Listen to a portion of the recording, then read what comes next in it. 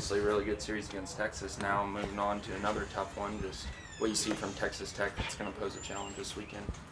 I don't know. We haven't really spent any time on Texas Tech yet. We were ready for yesterday's game, but got rained out, obviously. And then today, just focusing on our team and getting our guys the work in they need to be ready to play, and getting back to some of the details as it pertains to our team. I'm sure Texas Tech is good, though. They always are. So between now and Friday, we'll spend a lot of time getting our kids ready, but also looking at their team and seeing kind of what makes them tick. But obviously, there's some players back that we've competed against that are really good players, and so it should be another tough weekend. But I haven't had a chance yet to get to them. What's kind of the mindset you try to get them in? Being at the top of the Big 12, of course, that's going to give them confidence, but you probably don't want that to, get to their heads too much either. No, I don't talk to them about that at all. I talk to them about getting better. Each guy right now is knows where he's at and what he's wanting to work on, so that he's at the best that he can be. And then if we can continue to get more and more of our guys in that mode, then I think I really like our team, and I like what's going on with them, because I think right now they're really working at that, and I see them having some fun with it, and with that I see the confidence and the shared joy they have for each other when they do good, and that's pretty powerful stuff. So just keep working at that, and then when our guys play good and celebrate each other's success, it grows across the team, and then then your own team is really good, and then I think that's when the opponents start to become faceless and meaningless. It's just play your best, and then you feel good about whatever happens because you're doing the best you can. You mentioned in the past, trying not to get too sentimental with Allie P's last year. With the Big 12 standings, that kind of a similar mindset of, let's focus on the task at hand? Yeah, I've never looked at standings from the day I've gotten involved in competitive athletics. It just means nothing till the end. At the end of the year, it means something. Between now and then, it's kind of like it's like a stock, right? It goes up and down. I don't look at it. If you spent your time focusing on that and forgot to get ready to play or quit working at getting better, then surely your stock would fall. So I think more importantly is to stay engaged with the players at getting better. And again, that's not to dismiss what you're asking at all. It's just, me personally, if you're asking me, I don't. Players might, I don't know. That's what they do in their spare time, but I don't. I think of ways to try to motivate them and say things to them that keeps them moving in the right direction and inspire them to keep chasing excellence. That's kind of how I was raised, so I don't know any other way. You say improvements, the focus. What are some of the things that you're really trying to get them to improve?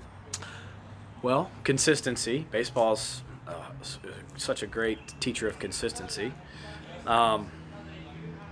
Understanding themselves and then making adjustments, and then having the discipline to wake up and make choices to put those adjustments into action, so that you can see.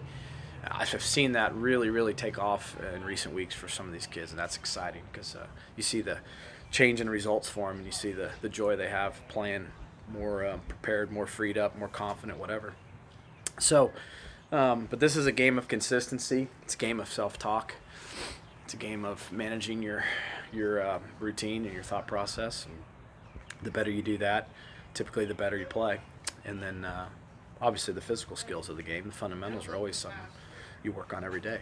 Catching the ball, throwing the ball, hitting it, you always work on those things, right? But in between repetitions, physical repetitions, there's mental time and space that the kids are working hard at getting better at.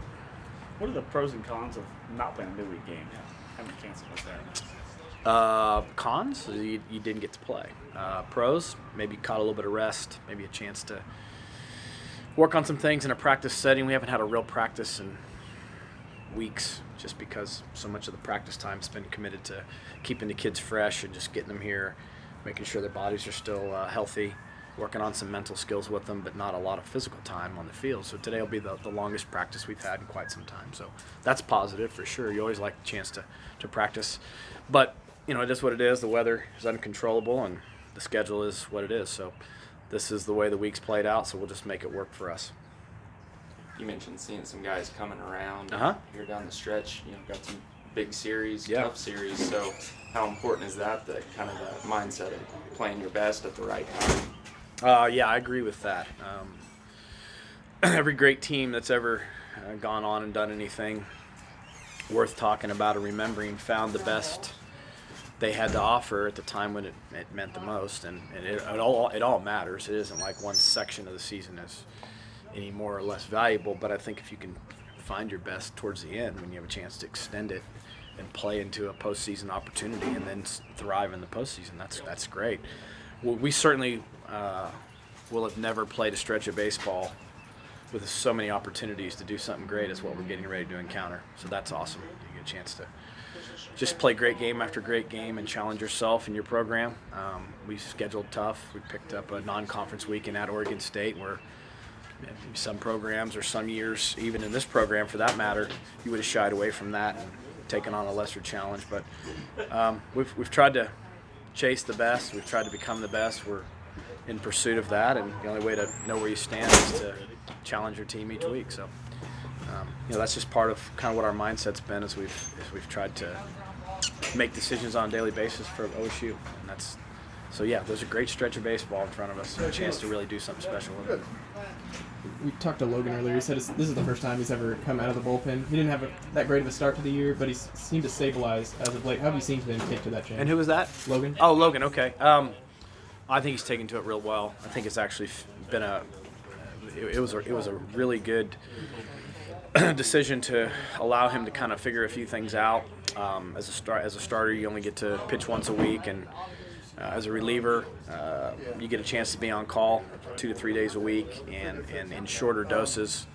And I just think Logan's starting to really realize that his pitches, when thrown correctly, especially in a short window of time, can be very high-end pitches. And his move to the bullpen has really helped our team, and I think it's helped him too. I think he's on the verge of pitching with tremendous confidence. And he's a big arm to have. He's a big part of our pitching staff, no doubt about it. But I think he's, as I knew he would because of the kind of kid that Logan is. Logan takes the challenge on with a glass half full approach and does the most with it. So, yeah, he's done a good job in the bullpen. You guys lead the Big 12 home runs by quite a bit. Well, what's different on this year's team and the power game this year? No, they're big and strong. They have some power. I mean, you come out here and stand next to these guys, some big dudes, and they've worked hard on their strength. It's a compliment to off-season training and work ethic. They've worked hard on their swings.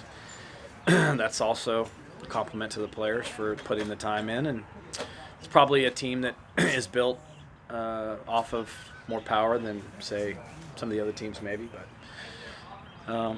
and I think the fact that they've put together some pretty disciplined games and when pitchers have made mistakes, have made them pay. And so, with that comes some big homer games and some high-scoring games and, some games for the other team that aren't real comfortable.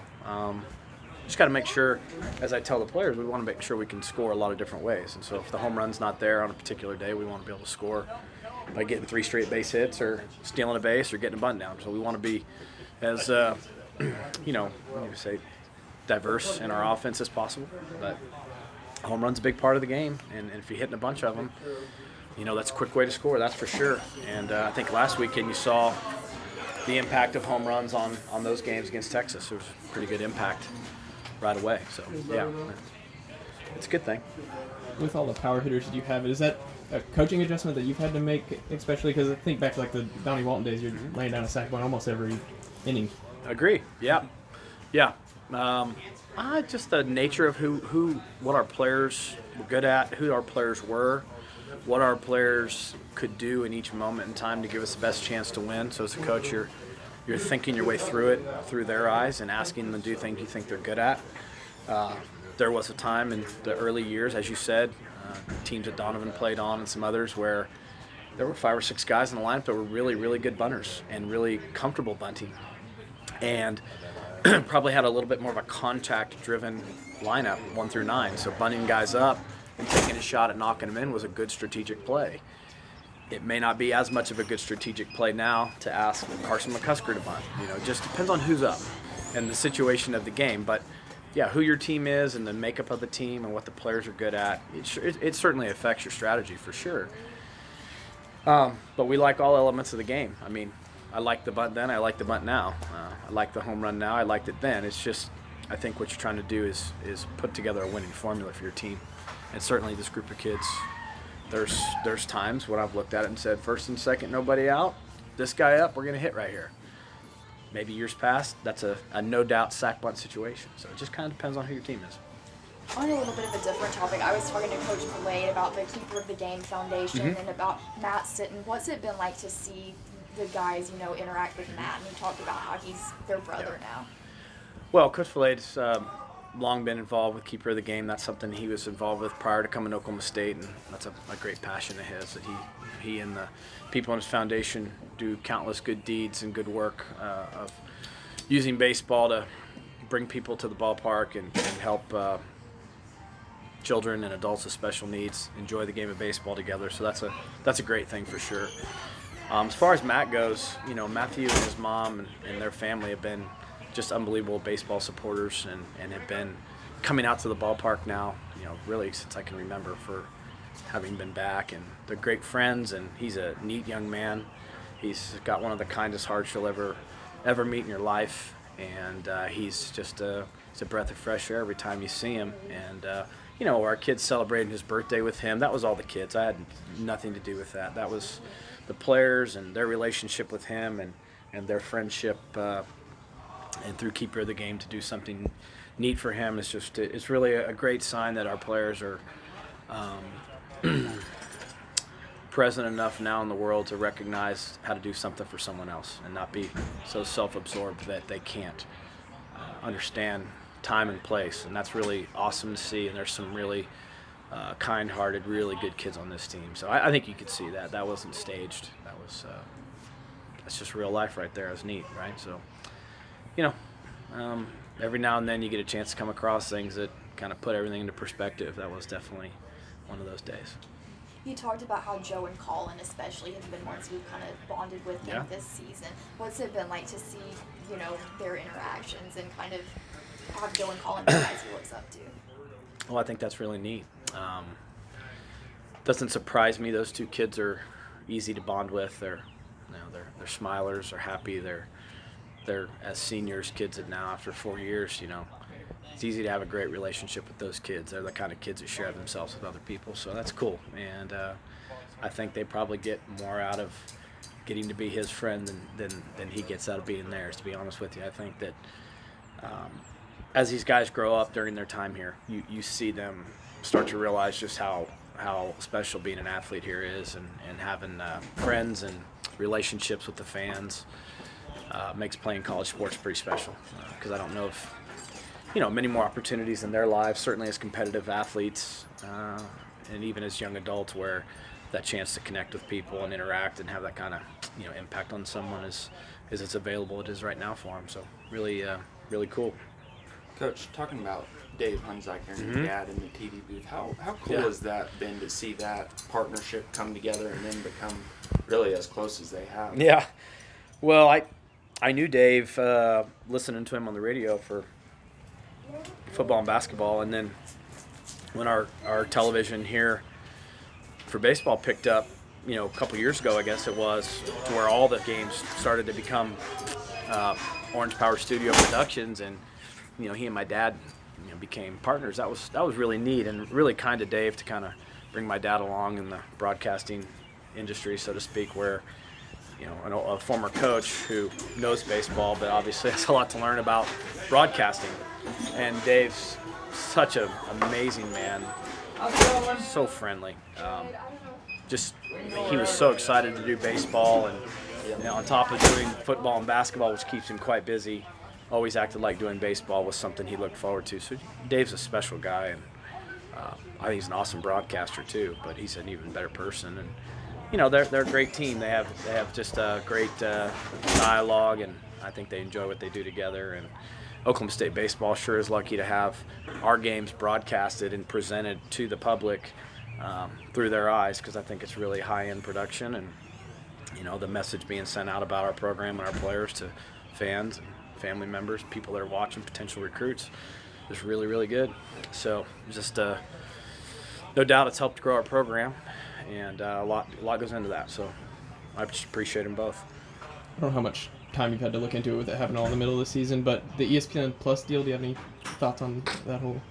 Yeah, from what I heard, it's a good thing. I haven't had any time to read I don't know all the details, but evidently our games will be available on ESPN app. So cell phones, tablets, computers, hopefully just means more and more people that love Oklahoma State can follow the games a little easier. And obviously you hear the word ESPN, that's always good, I guess, right? So yeah, other than that, I haven't read a whole lot about what all it entails, but I did know about the announcement.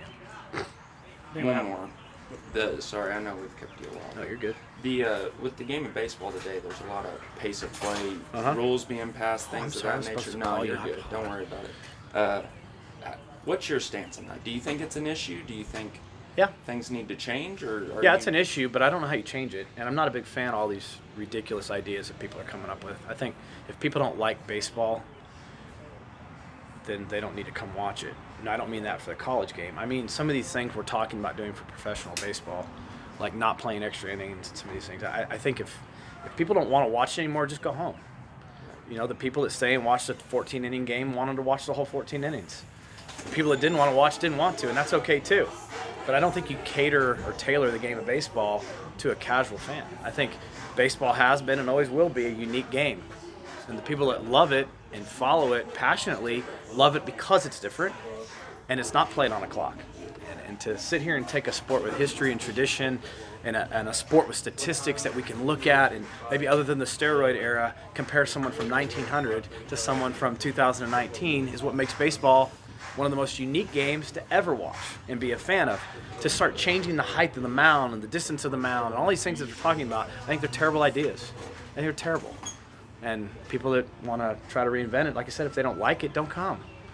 Or come for 5 innings. Most of the people that come to things anymore don't even watch. They look at their phone the whole time. So I don't think we change baseball for people that don't like baseball. Now, college pace of play, yes. We need to play our game in 3 hours. We don't need to play our game in 4.5 hours. So we need to look at how to play better baseball more efficiently. That is true. But to think that at the major league level we're going to change a game played by professionals and do this is really, really, really strange logic. And whoever's up there getting paid to come up with those ideas, they need to go think of something else. It's stupid. It's really stupid. We made an attempt last year in the Big 12 to play with 15-second pitch clock. They had moderate return. Do we need to play college baseball faster? Yes. Do we need to be able to play it in 3 hours instead of 4.5? Yes, we do. But some of the crazy proposals to change baseball and come up with these things because people don't want to watch extra inning games, just like I said, I hear that all the time, Michael. That just means they don't like baseball, right? So we need to come up with the thing that would speed this game up would probably be the most drastic thing that will never happen, and that's play with wood bats. But do you think it would see the speed of a college game shrink by 15 or 20 minutes? That'd be good. 7-inning baseball's not the answer. That's also a bad idea. They've talked about earpieces. Maybe that speeds up the... Could talk about the strike zone being called bigger. It's a possibility by the book, right? Mm-hmm. So I'd prefer adjustments be made inside of the game that we know, not changing the game that we know. Right. I'm not a fan of that. People say, well, whatever, it's just my opinion. You ask my opinion. People come up with some of these ideas. I don't think they ever played baseball. And to me, you don't play for a tie in baseball. You don't have a 12-inning tie. Now, you ask my brother who played Major League Baseball for 15 years, and he'd say after about 14 or 15 innings, better off tying than playing 20 innings because of what it does to the players' bodies and the bullpen and all that. But some of these other ideas, crazy. You're going to make the basketball goal 11 feet high because guys dunk too easy now? They're talking about scooting the pitcher's mound back. Are you kidding me? We're going to start playing NBA basketball on 11-foot goals? It's just, I don't know. Some of it's just a little out there for me. You know he might start this weekend, Coach? Yeah, start the same 3 guys. Yep. There's a stereotype that baseball fans are getting older, you're going to age out. With a guy who sees a lot of young baseball players, I imagine you're recruiting and all that. I imagine you can say something against that. I mean, you can be a fan of baseball if you like baseball. If you don't like baseball, I don't think we're going to make you like baseball by doing some of these other drastic measures. I mean, baseball has to be your game. I see why people love basketball. Basketball is exciting. I see why people love football. I also see why people love baseball. But I don't, you make the baseball stadiums, Major League Baseball, more entertainment venues, which is what it's shifting to, I think you'll capture people that are looking for entertainment. You go to baseball, there's a lot of people that go to football games on Saturdays, probably don't know a lot of X's and O's about football, but they go because it's an event, it's fun. That's why they go. It's there to be part of the scene. So, I don't know. Like I said, baseball's been pretty good for a long time. I'm not a big fan of these. I'm not on it. Whatever. I mean, these people, like I said, they can have their opinions. But if you're asking me, I mean, baseball takes a lot of concentration to watch it. There's not a lot of young people, maybe the desire to concentrate that long. They might find other things to go do that are more entertaining to them, and it's okay.